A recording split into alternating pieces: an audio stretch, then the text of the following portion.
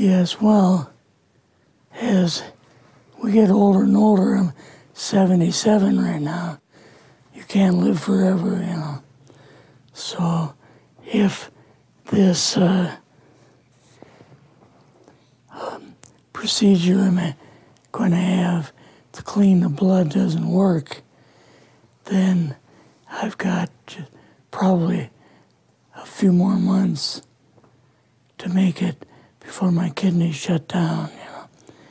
So that's kind of why I'm kind of going along with the interview at this time. You're seeing that what you went through is just too important for people not to know about. Yeah. Yeah. Can you just, can we start at the beginning with your military career and just walk through what exactly your experiences were? I was drafted into the military and got into the U.S. Army. After that, I was sent to the Signal Training Center in eastern United States. What year would this be? 58. I went through the signal training course. And at that time, I went through the radio teletype course and also the cryptography course, crypto. They had 5 instructors that were getting out of military service. So they pulled the top 5 students, and I was 3rd in the class. So I got pulled as an instructor. Now, were you at this time also working yet for CIA? No. Not yet? No. After one day, my boss came to me, and he said, how would you like to, you know, make some extra money? And I said, oh, money is good. So he's explained to me that he could put it through, would have to get a top secret White House Q clearance for the job, you know. And I thought, boy, must be a pretty exclusive thing, you know. And I said, well, what is this? And he said that I'm director for the CIA for Eastern United States, you know. And I said, oh, I didn't know that. And he said, you weren't supposed to. After about 6 weeks, my security clearance came through, and I got my CIA card. It was an ID card, like a credit card, where I could just go up to the door and slice it, walk right in. And my name at that time, I used an artificial name too. Never used my real name. I started working with him on the project he was on, and that was Project Blue Book, which was kind of partially a fraud. You're saying some of the Blue Book cases were, yes, were completely fictitious? Yes. But the cases that we got came from, I think it was Fort Belvoir, Maryland. Fort Belvoir? Yeah, and it didn't come from the Pentagon, or it didn't come from CIA headquarters. But we would get reports about a certain sighting that they had in Mexico or Italy or something like that. And then we had people that would follow through on it, that would go out and interview the people to see if they were nutcases or if it was real, you know. So they'd be going overseas frequently? Yeah, I wasn't, but I always stayed statewide. But the people we had working with us from the CIA would do that. We would get like a new report probably a couple times a week. I was coming into the Army fresh off the farm, you know, so I really didn't have much knowledge of anything, but my boss filled me in on Project Blue Book and what they had found so far. as far as Greys and aliens and the Roswell incident. How did you feel when this first got dumped on you? When you first learned about this? I was just kind of overwhelmed with all of this, you know. And I said to him, I don't know if I'm going to be able to be a judge of this type of thing.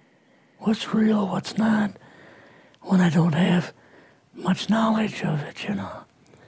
So... What did he say? He said, well, we have to build the information as we go, and you'll see how this thing is working out. And then the other thing is, of course, you really weren't able to tell family or close friends, obviously. No, I couldn't tell anybody. In fact, I had to take a vow that I wouldn't tell anybody.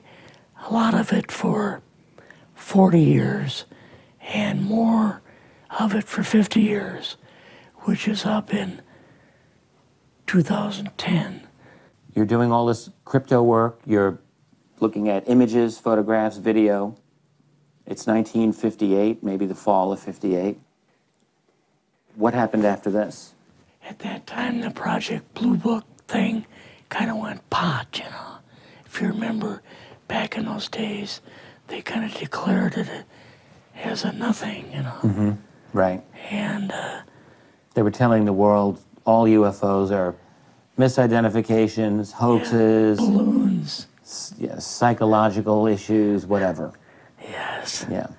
So my boss came to me and he says, we've both got a new assignment. And he says, oh, I said, where are we going? Oh, he says, we're going to the Capitol. We're going to be part of the Eisenhower push. He's trying to find out something about, all about these aliens that MJ-12 was supposed to find out, but never sent back reports to him.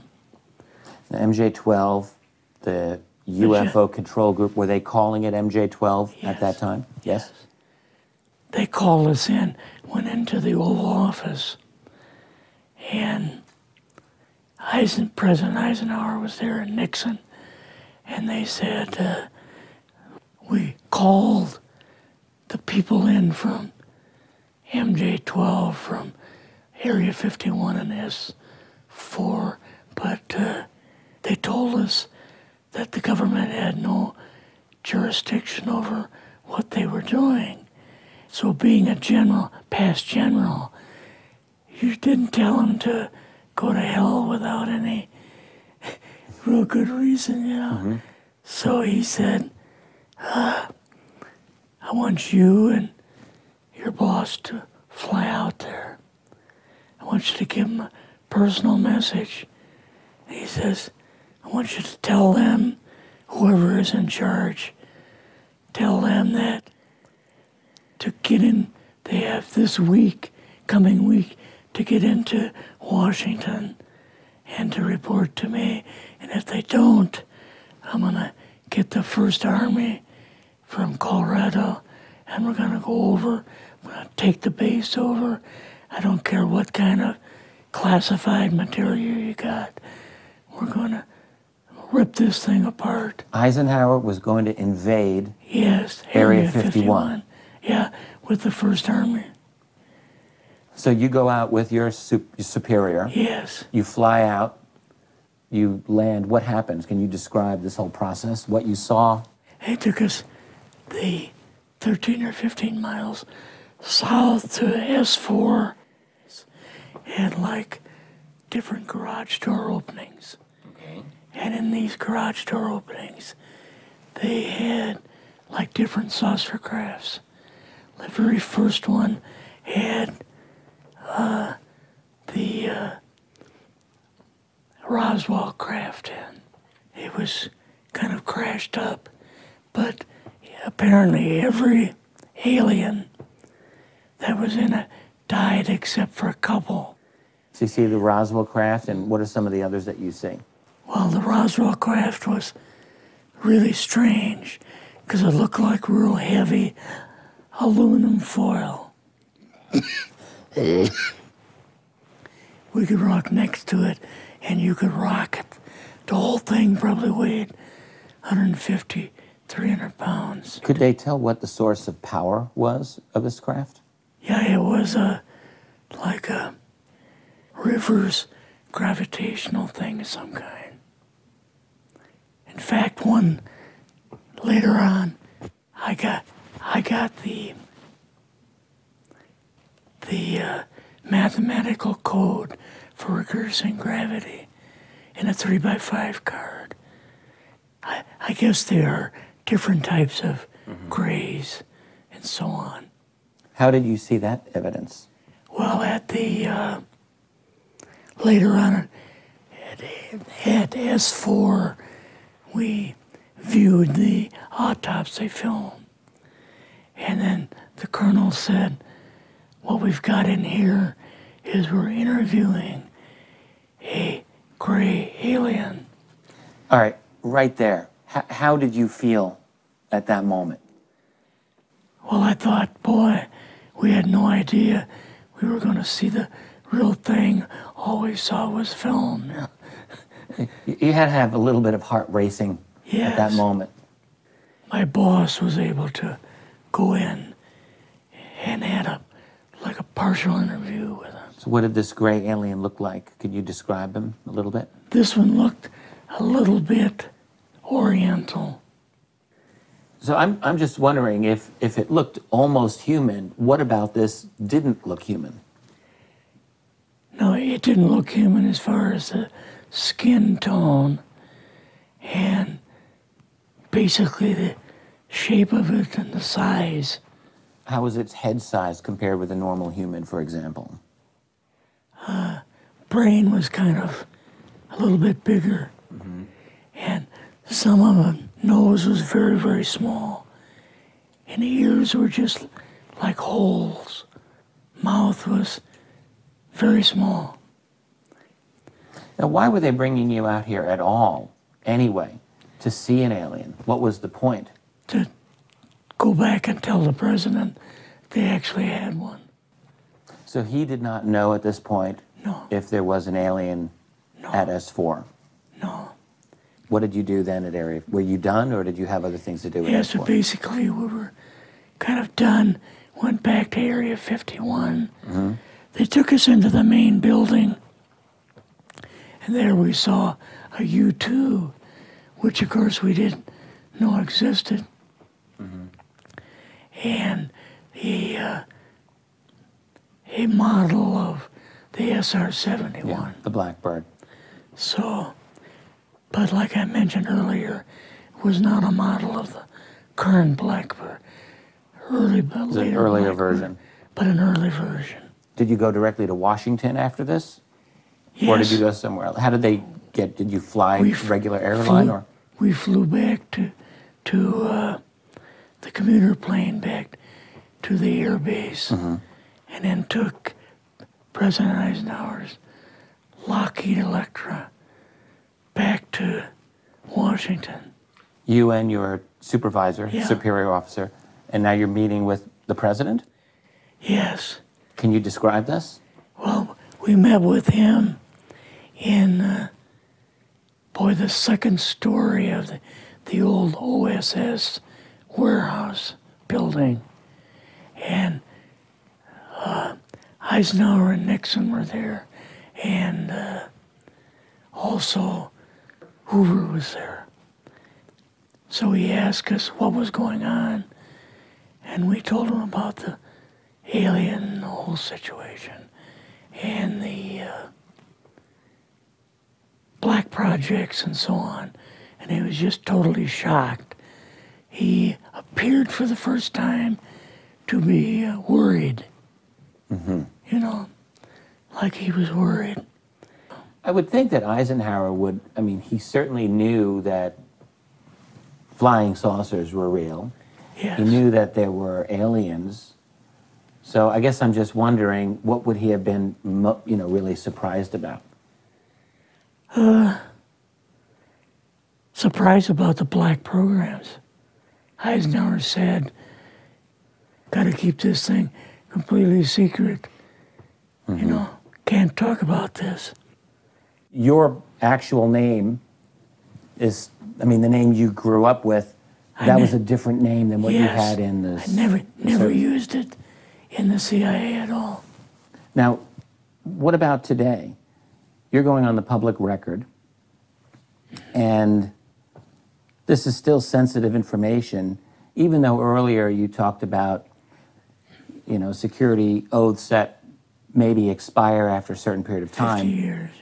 But you're still concerned. Linda Moldenhauer's phone call, her phone was tapped, and they got my phone number, and through the telephone company, they're able to find me, and so on. When they found you, what happened? I was going to a grocery store. Two guys in a black suits come out of a black Lincoln town car and came over to see me. And they told me that I'd better not publish anything or talk to Linda about any more things. So at that time, I did, you know, I stopped. That was enough to intimidate you. Yes. Rather remain anonymous. Never show my face on anything. Really, thank you for doing this. Yes, this was, I guess, kind of a good idea because I feel much better having talked about it. I kind of feel like there's a load off my shoulders. Really? Because I had an awful lot of secrets that I had kept over the years.